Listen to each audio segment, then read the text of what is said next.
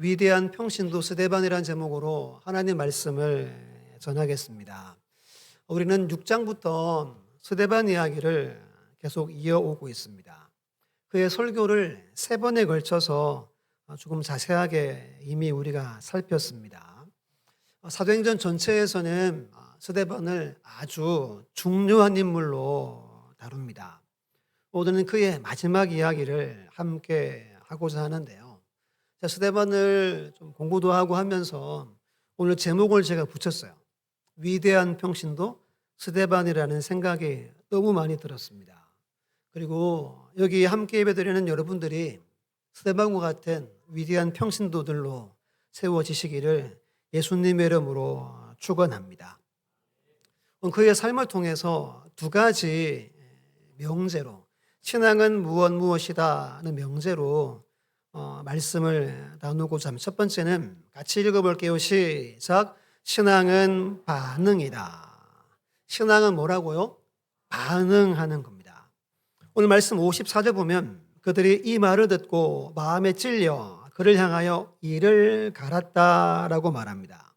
스데반의 설교가 꽤 길었죠. 그 설교를 다 듣고 나서 결론은 그들 유대 종교 지도자들의 반응이 너무 좋지 않았고 마음에 찔려 어쩌면 최악의 반응이 이들에게 나타납니다.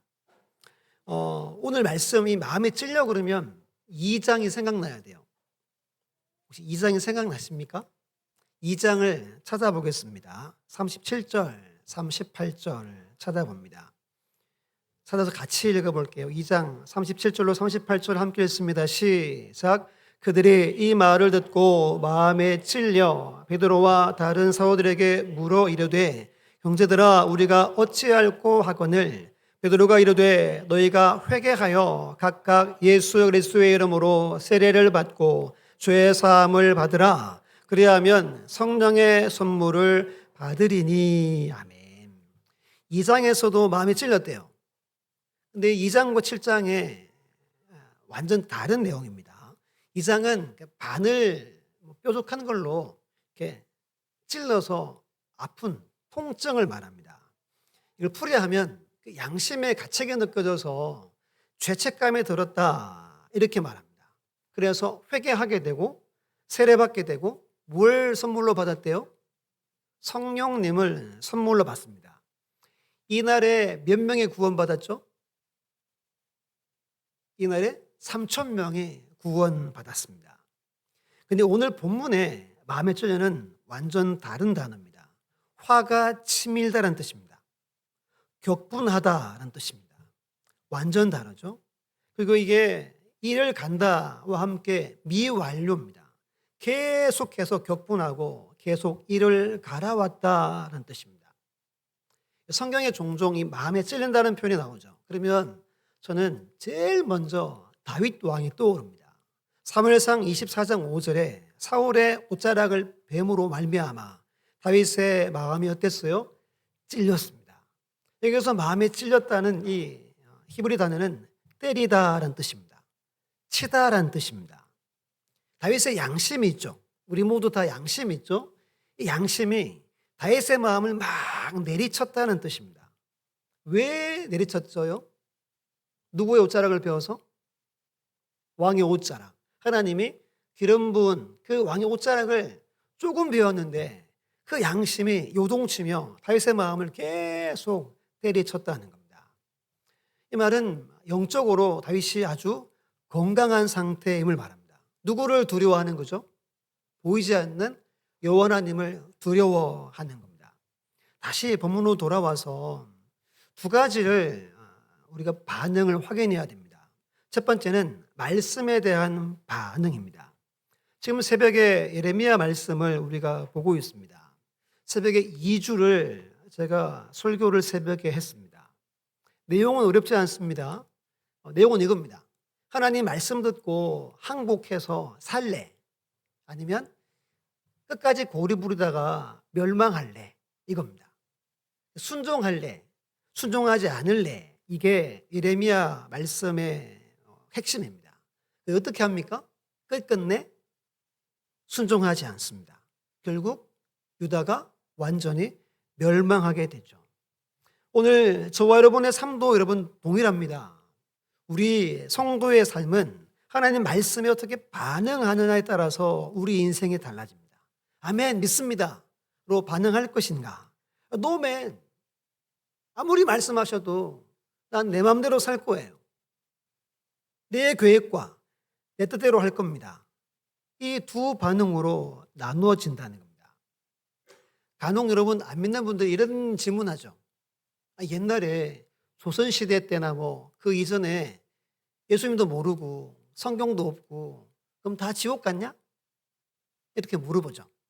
로마서 1장을 화면을 보고 두 구절을 읽어볼게요. 시작. 이는 하나님을 알만한 것이 그들 속에 보임이라. 하나님께서 이를 그들에게 보이셨느니라. 창세로부터 그의 보이지 아니하는 것들 곧 그의 영원한 능력과 신성이 그가 만드신 만물에 분명히 보여 알려졌나니 그러므로 그들이 핑계하지 못할지니라. 아멘. 하나님의 능력과 신성이 어디에? 모든 천지 만물에 분명히 보여 알 수 있대요. 양심이 있어서 하나님이 계시는구나 알 수 있다고 성경은 말합니다. 그러면 여러분 2장과 오늘 7장에 왜 이런 차이가 발생했습니까? 2주 정도 이들이 어떤 마음에 그랬어요? 일부러 하지 않는 거? 완악한 마음 때문입니다. 이들에게는 하나님의 말씀이 무엇인지 뜻이 무엇인지 전혀 관심이 없었습니다.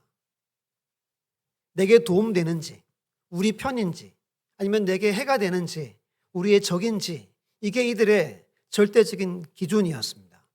사도들이 설교를 하고 스데반의 설교를 하지만 그 말씀에는 관심이 없었습니다. 그렇다면 오늘 여러분들은 어떻습니까? 하나님 말씀에 대해서 어떤 반응으로 신앙생활을 하고 있습니까? 둘 중에 하나예요. 2장의 마음에 찔려일 수 있고 아니면 7장의 마음에 찔려에 해당할 수 있는 겁니다. 그래서 4장 11절 12절에 지난주 나눈 말씀이죠. 그러므로 우리가 저 안식에 들어가기를 힘쓸지니 이는 누구든지 저 순종하지 아니하는 본에 빠지지 않게 하려 함이라. 하나님의 말씀은 살아있고 활력이 있어 저의 날선 어떤 것보다 예리하여 혼과 영과 및 관절과 골수를 찔러 죽이기까지 하며 또 마음의 생각과 뜻을 판단하나니라고 말씀합니다. 간절히 바라기는 하나님의 살아있는 이 날카로운 예리한 말씀의 검이 여러분의 영과 혼과 관절과 골수, 마음의 생각과 뜻을 찔러 쪼개는 은혜가 예배 때마다 말씀을 펴 읽을 때마다 묵상하고 암송할 때마다 일어나기를 예수님의 이름으로 축원합니다. 신앙은 하나님 말씀에 대한 반응입니다. 두 번째는 환경에 대한 반응입니다. 55절을 함께 읽어볼게요. 시작. 스데반이 성령 충만하여 하늘을 우러러 주목하여 하나님의 영광과 및 예수께서 하나님 우편에 서신 것을 보고 아멘. 지금 어떤 상황이죠? 예수 믿다가 붙잡혔습니다. 끌려왔어요. 마치 예수님이 신문 받는 것처럼 스데반이 지금 신문을 받고 있습니다. 결론은 이미 났어요. 죽여버리자. 결론은 났어요. 이를 부득부득 갈고 지금 곧 덤빌 기세로 이들이 그의 설교를 끝까지 들어줍니다. 최악의 상황입니다. 어떻게 피할 수 없는 상황인 거예요.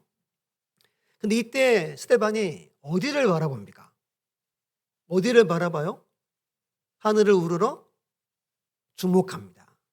즉 이 말은 하나님, 주님을 바라봤다는 겁니다. 오늘 본문의 저자인 누가가 이런 상황일지라도 성도, 신앙 있는 사람은 무엇을 바라봐야 함을 가르칩니다. 저와 여러분들은 하늘을 우러러 보는 것이 신앙임을 알아야 합니다. 12세기에 한 수도원의 원장인 성 버나드라는 분이 영적 생활에 세 단계가 있대요. 설명을 다 안 드릴 텐데 첫 번째가 동물적 단계래요. 두 번째가 이성적 단계, 세 번째가 영적인 단계입니다. 우리는 세 번째에 속해야 됩니다. 첫 번째만 잠깐 설명드리면 동물적 단계, 딱 벌써 감이 오죠. 동물처럼 사는 겁니다. 육체적인 감각을 위해 살고 육체적인 눈에 보이는 것을 인식하고 그것만 추구하며 살고 육체적인 즐거움과 쾌락 속에 행복을 찾으려 합니다. 이미 하나님과 멀리 떨어져 있어요. 등을 돌리고 있어서 어리석고 거칠게 살아갑니다. 이런 분들이 종종 예배에 오지만 내가 육체에 매여 있어서 하나님께 나아가는 것이 매우 힘든 단계라고 설명합니다. 혹시 여러분 중에 있습니까? 예배를 드리러 왔지만 내가 일상생활에서 육체에 매여 있어서 내가 예배를 드리는지 말씀을 듣는지 전혀 구분이 안 되는 영혼들이 있다는 거예요. 동물적 단계에 있다는 겁니다. 성경은 경고합니다. 육체에 매여 살고 육체의 일에만 집중하면 하나님 나라를 유업으로 받을 수 없다라고 갈라디아 5장에서는 분명히 선언합니다. 화면으로 디모데전서 1장 19절을 함께 읽어볼게요. 시작. 믿음과 착한 양심을 가지라. 어떤 이들은 이 양심을 버렸고 그 믿음에 관하여는 파선하였느니라. 아멘. 그럼 여러분 누가 이런 삶을 살까요? 누구든지 이럴 수 있습니다. 여기 있는 우리 모두 누구든지 믿음이 떨어질 수 있고 믿음에서 떠날 수 있습니다. 히브리서 6장 5절 6절 정말 중요한 구절인데요. 같이 한번 읽어볼게요. 시작. 하나님의 선한 말씀과 내세의 능력을 맛보고도 타락한 자들은 다시 새롭게 하여 회개하게 할 수 없나니. 잠깐 말씀 놔두세요. 하나님을 알았어요. 말씀도 알고 내세의 능력을 맛봤다는 말은 뭐예요? 나 구원 확신이 있어 라는 거예요. 그런 성도 중에 타락한 사람들이 나온다는 겁니다. 다시 새롭게 회개할 수 없다. 다소 충격적인 말씀이죠. 지난주에 제가 우린 새로운 피조물이라고 걱정하지 말라고 그렇게 제가 막 이렇게 열띠게 설교를 했죠. 근데 한편 이런 구절이 여러분 있습니다. 나 구원받은 것 같아. 근데 내 삶은 동물적으로 사는 거예요. 육체적으로 사는 거예요. 그러면 모른다는 겁니다. 우리 중에 이런 분들이 있을 수 있다는 겁니다. 그래서 오늘 예배를 통해 지금 나 자신의 영적 생활이 어떤 모습인지를 반드시 점검하고 돌아봐야 한다는 겁니다. 그 모범답이 뭐냐 하면 언제 어디서든지 내가 뭘 하든지 어떤 처지에 놓여 있든지 뭘 바라봐야 됩니까? 하늘을 우러러 바라볼 수 있어야 합니다. 하나님의 보좌를 바라볼 수 있어야 되고 그 우편에 서신 주 예수 그리스도를 바라볼 수 있어야 합니다. 이것이 여러분 성령 충만한 상태라고 오늘 분명히 기록합니다. 여러분 성령 충만한지 아닌지를 알 수 있는 방법은 간단합니다. 방언을 하는지 못하는지 은사가 있고 능력이 있는지 그게 아닙니다. 내가 늘 주 예수 그리스도를 바라보고 있는지 내 자신이 그분만에게 고정되어 있는지 그것을 기준으로 잣대로 세상을 살아가는지 성경의 수많은 인물들이 고정해서 삽니다. 요셉, 다니엘, 다윗, 바울, 예레미야 어떤 환경에서도 주만 바라봅니다. 이게 여러분 믿음이고 이게 성령 충만이라는 겁니다. 우리 모두의 환경은 다 다릅니다. 정말 좋은 분이 있을 수도 있고 아니면 지금이 최악일 수도 있는 분이 있겠죠. 우리는 동일하게 누구를 바라보는 것은 같아요? 환경이 어땠건 주님 바라보는 것은 같습니다. 이것이 우리의 신앙이에요. 이것이 환경에 대한 우리의 믿음의 반응입니다. 고난이 오건 내 감정이 안 좋건 질병이 왔건 자녀 문제, 직장 문제, 관계 문제가 다 틀어졌건 오직 성도는 하늘을 우러러 주목하는 은혜가 있다는 겁니다. 그럼 여기서 여러분 스데반이 왜 돌 맞아서 순교했을까요? 결정적인 이유가 56절, 57절에 있습니다. 같이 읽어볼게요. 시작. 말하되 보라 하늘이 열리고 인자가 하나님 우편에 서신 것을 보노라 한데 그들이 큰 소리를 지르며 귀를 막고 일제히 그에게 달려들어. 이게 뭐냐면 보십시오. 하늘이 열렸습니다. 예수님이 하나님 우편에 서 있는 것이 제 눈에 보입니다. 이렇게 한 겁니다. 쉽게 말하면 예수 부활하셨습니다를 외친 거예요. 스데반이 죽은 건 이 외침 때문에 죽었습니다. 누가 뭐 했다고요? 예수 부활하셨습니다. 그 긴 설교를 이들은 다 들어줬어요. 물론 막 이를 갈고 막 격분했죠. 하지만 죽일 정도는 아니었습니다. 그런데 부활이라는 말씀을 듣자마자 이들이 큰 소리를 지르고 귀를 틀어막고 일제히 모두 달려들었다라고 말씀합니다. 마귀가 가장 두려워하는 이야기가 뭐냐 하면 예수 부활입니다. 왜냐하면 마귀는 사망 권세를 쥐고 있어요. 죽음의 권세를 가지고 있습니다. 그래서 죽음이 두렵잖아요. 근데 부활 앞에서는 이 죽음이 맥을 못 추는 겁니다. 그래서 부활 소식을 듣기 싫어합니다. 부활 이야기를 하지 못하게 합니다.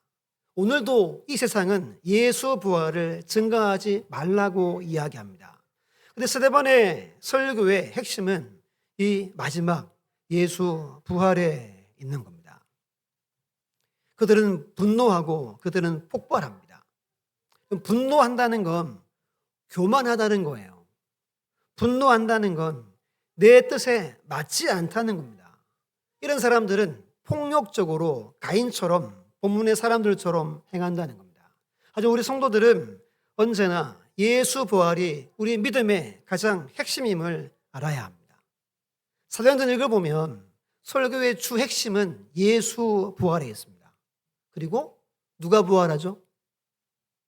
내가 부활한다. 이게 가장 중요한 메시지입니다. 이들은 두려움이 없죠. 왜 두려움이 없습니까? 죽음이 두렵지 않습니다. 담대합니다. 왜 담대하죠?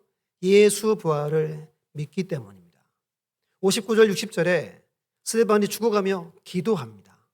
그리고 돌을 던지는 그들의 영혼들을 위해서 중보하며 생을 마칩니다. 여러분, 죽음에는 두 종류가 있대요. 첫 번째 죽음은 예수님이 영접하는 죽음이 있습니다. 오늘 말씀에 예수님이 우편에 서셨죠. 이 말은 스데반의 영혼을 예수님이 영접한다는 의미입니다. 두 번째는 죽었는데 예수님이 영접하지 않는 죽음이 있습니다. 가장 두려운 게 뭐죠? 내가 죽었는데 예수님이 영접하지 않는 게 제일 두려운 겁니다. 우리 자녀들이 죽었는데 예수님이 일어서지 않는 게 가장 두려운 겁니다. 왜죠? 영원한 형벌에 처하기 때문입니다. 간절히 바라기는 스데반과 같은 믿음으로 반응하셔서 남은 삶을 채워가시기를 바랍니다. 오직 예수 부활을 외치며 어떤 것을 두려워하거나 마음 빼앗기지 않고 항상 눈을 하늘에 초점을 두고 주님 바라보고 나가는 우리 모두와 우리 모든 자녀들이 되시기를 예수님의 이름으로 축원합니다. 두 번째 함께 읽습니다. 시작. 신앙은 영향력이다.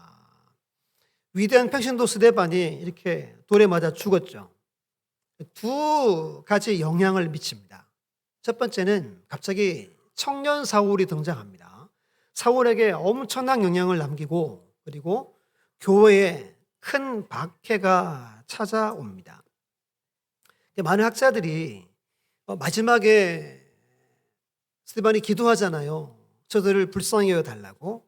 이 기도의 열매로 사울에게 그리고 사마리아 지역에 복음이 확장되었다라고 봅니다. 그러면 첫 번째 사울은 58절 함께 읽어볼게요. 시작. 성 밖으로 내치고 돌로 칠세 증인들이 옷을 벗어 사울이라는 청년의 발 앞에 두니라. 아멘. 유대 법에서는 돌을 던질 때 누가 제일 먼저 던지죠? 증인들이 던집니다. 증인들이 지금 뭐 하죠? 옷을 좀 이렇게 돌 던지기에 불편하니까 옷을 벗어가지고 누구 발 앞에? 사울이라는 청년 발 앞에 뒀다는 거예요. 그러니까 이들은 관계가 있다는 겁니다. 또 이런 생각이 들었어요. 보통 이렇게 조직 이런 영화 보면 위에 사람들은 피를 안 묻히죠. 자기한테. 이렇게 있죠. 그게 좀 떠올라가지고, 바울이 조금 더 위에 있는 사람 같다는 생각이 들었어요. 갑자기 오늘 성경은 스데반 이야기를 하다가 누구에게 포커스를 맞춥니까? 사울에게 포커스를 맞춥니다. 58절 나오죠. 1절 보면 사울은 그가 죽임당함을 마땅히 여겼다 말합니다. 3절 보시면 사울이 교회를 잔멸할세 각 집에 들어가서 남녀를 끌어다가 옥에 넘기니라 라고 말합니다. 스데반 죽는 걸 다 봤습니다. 처음부터 끝까지 그의 설교도 듣고 그 돌에 맞는 것을 보면서 그래 저 악한 놈 잘 죽는다 그랬다는 거예요. 그리고 핍박을 주도했다는 겁니다. 이 잔멸할세란 말은 파괴하다라는 뜻입니다. 이게 시편에 80편에 이렇게 쓰입니다. 숲속의 멧돼지들이 상해하며, 이 말은 야생 동물로 인해 파괴되는 걸 말합니다.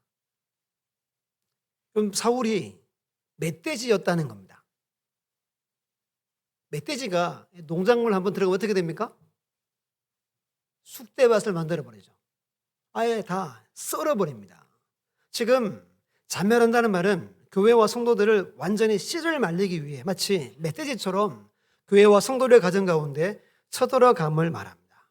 그런데 9장 가서 바울이 부활의 주님을 만나고 가장 위대한 사도요 선교사로 회심하게 됩니다. 바울의 회심은 우리에게까지 영향이 있습니다. 그가 예수 믿고 복음을 전해서 우리가 예수를 믿고 복음을 믿은 겁니다. 그럼 사울과 바울 이렇게 이야기하죠. 원래부터 사울과 바울 이름 두 가지를 가지고 있었습니다. 사울은 히브리식 이름이고, 그러니까 예루살렘에서 쓰는 이름이고, 바울은 다른 땅, 이방 땅에서 쓰는 말이었습니다. 로마식 이름이었습니다. 회심해서 바울이 되고 이게 아닌지는 아시죠? 이름이 원래부터 두 가지였어요. 그러니까 지역에 갈 때마다 이름이 달라졌다는 겁니다. 지금부터 잘 들으셔야 됩니다. 학자들이 이렇게 말합니다. 사도 바울의 신학과 그의 생애는 스데반과의 만남이 결정적이었다라고 말합니다. 주여 이 죄를 그들에게 돌리지 마옵소서의 열매가 바로 사도 바울이라는 겁니다. 바울의 신학과 바울의 모든 신앙의 기초가 스데반의 설교에서 나왔다는 겁니다. 바울은 여러분 부활을 두 번 경험했다고 학자들은 말합니다. 첫 번째가 부활하는 주님을 바라보고 죽어가는 스데반을 목격하면서 야 저게 뭐지? 돌에 맞으면서 웃고 죽네? 저놈 돌에 맞아 미쳤나? 이게 첫 번째 부활을 경험했다는 거예요. 두 번째 9장 가서 다메섹으로 가는 그 길에서 본인이 직접 빛으로 오신 주님을 경험한 겁니다. 그래서 바울은 두 번 부활을 경험했다라고 이야기합니다. 여러분 사도행전을 누가 기록했습니까? 누가가 기록했죠. 의사죠. 바울의 마지막 인생에 끝까지 함께했던 사람이 두 명이 있습니다. 누가와 아리스다고라는 청년이 있습니다. 사도행전에 바울의 부활 이야기를 3번 기록해 놓습니다. 저자가 누구라 그랬어요? 누가예요.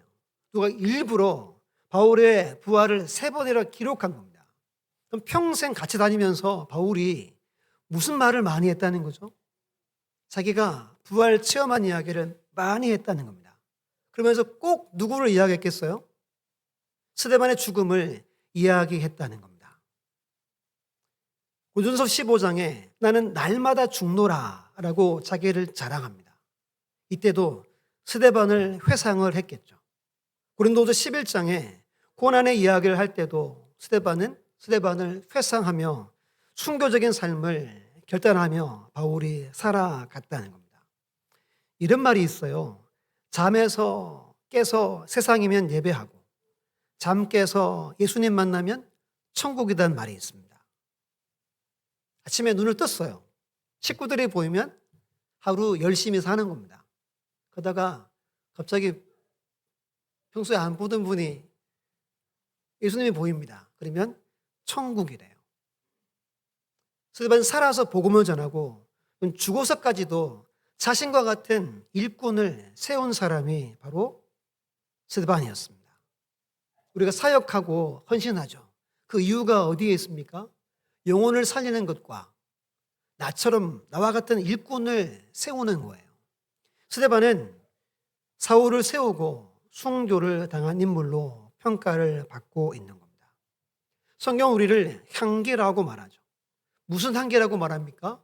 그리스도의 향기라고 말합니다. 여러분들이 알든 모르든 여러분들은 지금도 영향을 미치고 있습니다. 최근에 우리 남성분들은 며칠 엄청 이렇게 노여워하며 아마 지냈을 것 같아요. 대한민국 축구 국가대표 감독 선임을 보고 저도 진짜 열받았습니다. 너무 황당하기도 하고 화도 많이 나고. 그러면서 제가 며칠 보내면서 깨달은 게 있어요. 축구협회 고위층 사람들이나 국회의원들이나 각 분야의 지도자에 있는 사람들이 사자성어로 후안무치입니다. 무슨 말이냐면 두꺼울 후, 얼굴안, 없을무, 부끄러울치. 너무 얼굴이 두꺼워서 부끄러움이 없는 거예요. 너무 뻔뻔하지만 마이웨이를 가는 겁니다. 백성이 아무리 부러지도 그들은 들은 척도 안 합니다. 어제 선임을 공식적으로 발표를 했습니다. 이야, 이건 근데 여러분 이게 위에서 그러니 온 백성들이 그렇게 지금 삽니다. 왜 이 나라가 과거로 계속 돌아갑니까? 왜 부정이 많아지고 정직이 사라지고 왜 그렇습니까? 위에 사람들이 이런 모습을 보여주는 거예요. 아마 우리 아이들이 자라서 똑같이 할 거예요. 무슨 길 가죠? 마이웨이 갑니다. 니들은 치서라. 나는 내 길을 간다. 이게 지금 한국의 상황입니다. 근데 여러분 진짜 안타까운 게 이게 기독교계도 마찬가지입니다. 목회자들이 하나님을 두려워하지 않습니다. 경외심이 없습니다. 옆에 성도가 없어요. 성도는 밑에 있습니다. 이게 한국 목회자들의 실상입니다. 목사는 누굴 위해 있어요? 누굴 위해 존재하죠? 교회와 성도 위에 있는 겁니다.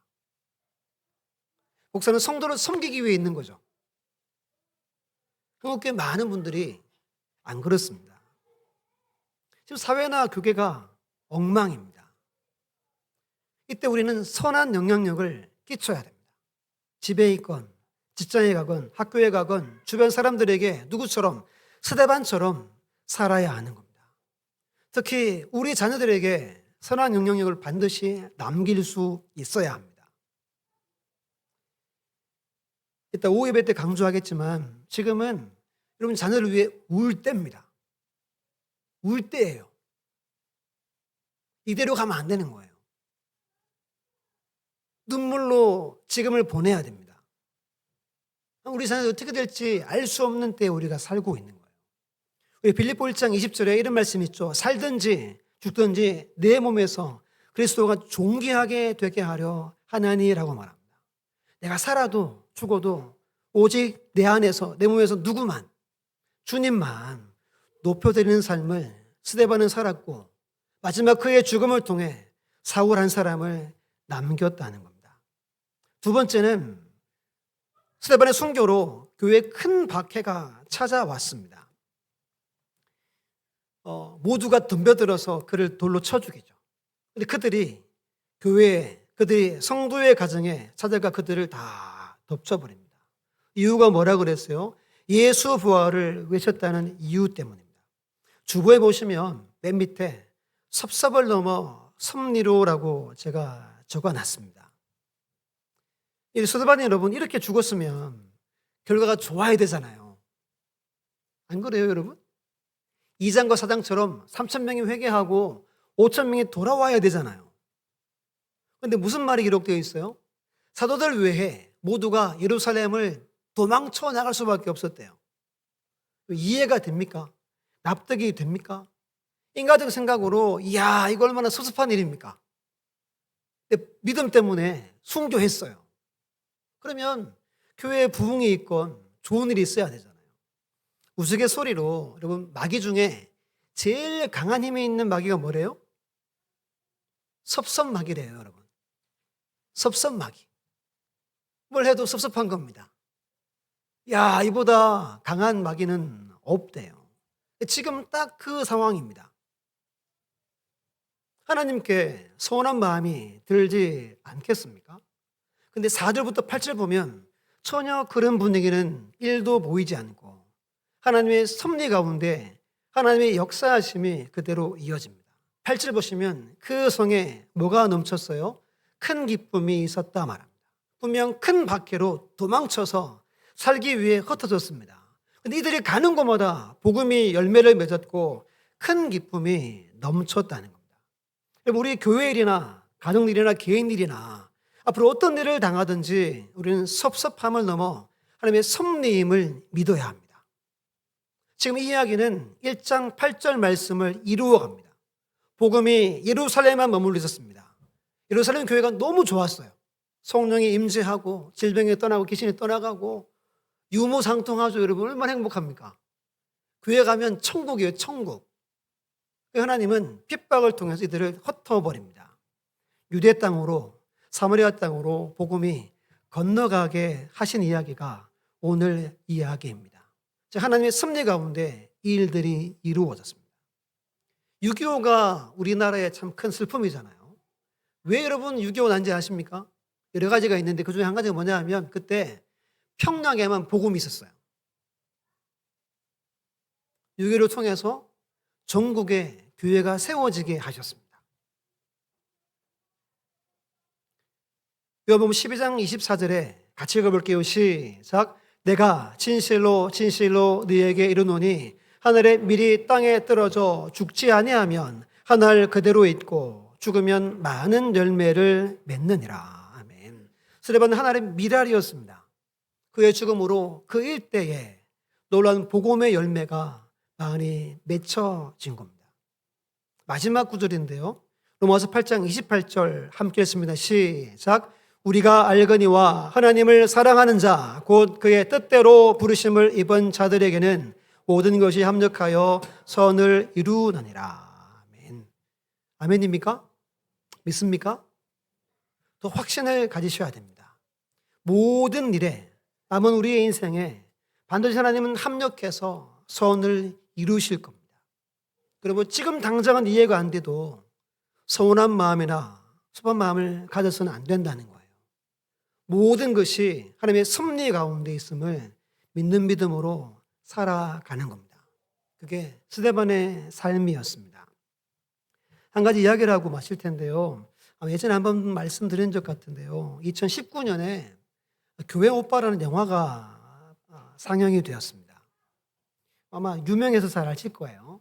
한 집사님이 암에 걸려서 이걸 투병 이야기가 이 영화의 소재입니다. 39 젊은 나이에 대장암 말기 판정을 받습니다. 그 소식을 들은 어머니가 충격으로 쓰러져서 돌아갑니다. 이때 이 집에 2살, 3살 아이가 있었는데 아내도 얼마 있다가 쓰러졌어요. 병원 가보니까 림프종 4기 판단을 받습니다. 그래서 여기 책에도 여기 보면 욥이라고 위에 빠자 밑에 있어요. 현대판 욥이라고 사람들이 이야기할 정도였습니다. 고난이 한 번에 몰려왔다는 거예요. 근데 이 촬영팀이 한 4년 정도를 촬영했대요. 그러면서 이런 질문을 한번 던졌대요. 하루라도 더 살려고 하는 이유가 뭡니까? 왜 그렇게 하루하루를 살아내려고 합니까? 라고 질문을 합니다. 이렇게 말하면 지금까지 살아온 삶이 너무 서툴고 부족해서 하나님 앞에 단 하루라도 온전하게 살고 싶어서 하루를 산대요. 이 하루를 하나님이 내게 온전해질 수 있는 기회라고 생각한다라고 이야기를 합니다. 신앙은 여러분 반응이라고 그랬습니다. 병들고 주변에 다 무너질지라도 하나님 앞에 온전하게 살기 위해 하루하루를 이분이 살아냅니다. 다 인정하고 받아들입니다. 하나님이 내게 주시는 모든 것이 이해가 되지 않지만, 납득이 되지 않지만 하나님은 내게 나쁜 것을 주지 않는다는 믿음으로 다 받아냅니다. 그리고 1년 동안 많은 변화를 나타내고 40살 되었을 때 천국으로 가게 됩니다. 이렇게 고백합니다. 하나님은 눈부신 삶을 사는 사람을 증거로 삼기도 하지만 나처럼 고통 속에서 주님을 놓치지 않으려는 사람도 증거로 삼는 것 같다. 무슨 말이냐면 잘 나가는 사람만 쓰지 않고 나처럼 아무것도 없고 병들어 죽을 것 같은 삶인데 겨우 하나님 붙들고 있는 나도 믿음의 증거로 사용하는 것 같다라는 이야기를 한 겁니다. 스데반은 순교당해서 죽습니다. 근데 빌립이 나타나서 복음을 전하죠. 하나님은 각자의 사명에 따라 다른 모습으로 우리를 사용함을 이분이 깨달아 안 겁니다. 이분이 3가지를 남깁니다. 첫 번째, 자기가 변화되었어요. 두 번째, 촬영팀 전부가 한 명도 교회를 안 다녔대요. 처음에는 촬영하는데 무슨 말 하는지를 이해를 못 했대요. 왜? 교회 이야기를 하니까. 교회 단어를 쓰니까. 편집할 때도 이게 도대체 무슨 말인지 댓글에 사람들이 그걸 풀어주기도 하고 그러는 가운데 이 감독이 눈물로 영접합니다. 이야, 하나님 살아계시는구나. 그리고 많은 영화를 본 사람들이 내게 임한 고통이 뭔지 모르는데 이 영화를 보고 다시 일어납니다. 여러분, 신앙은 반응이요, 신앙은 영향력입니다. 살든지 죽든지 여러분의 삶을 통해 누구만 존귀해야 됩니까? 그리스도만 존귀해져야 합니다. 우리 일상 가운데 반드시 하나님은 합력하여 뭘 이루십니까? 선을 이루십니다. 섭섭함을 넘어서 섭리를 이루는 도구로 쓰임받는 우리 모두가 되시기를 예수님으로 축원합니다. 우리 또한 부활을 소망하며 살아야 됩니다. 부활의 증인으로 승리하는 삶을 살아가시기를 예수님의 이름으로 축원합니다.